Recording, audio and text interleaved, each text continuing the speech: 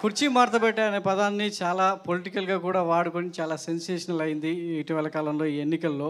So ఇప్పుడు elections అంతే హీట్లో ఉన్నాయి. మీ సినిమా కూడా ఎలక్షన్ హీట్ తర్వాత ఇంకా హీట్ పెంచేలా కనిపిస్తుంది మే 17th రోజు.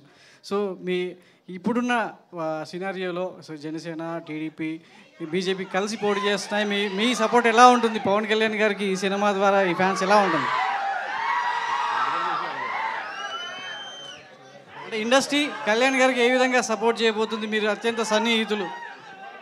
మేము కళ్యాణ్ గారికి సన్నిహితులు అంటున్నారు కదండి, మరి మా సపోర్ట్ కళ్యాణ్ గారికి ఉంటుంది కదా. దాని గురించి స్పెసిఫిక్గా చెప్పేది ఎలా ఉంటుంది అంటే సినిమా ద్వారా ప్రచారం చేయడం ఒక ఎత్తు, మీరు నేరుగా వెళ్ళి ఈరోజు వరుణ్ తేజ్ గారు వెళ్ళారు, మీరు మీ గ్యాంగ్ అంతా వెళ్ళి కళ్యాణ్ గారికి ఏ విధంగా అండగా నిలవబోతున్నారు?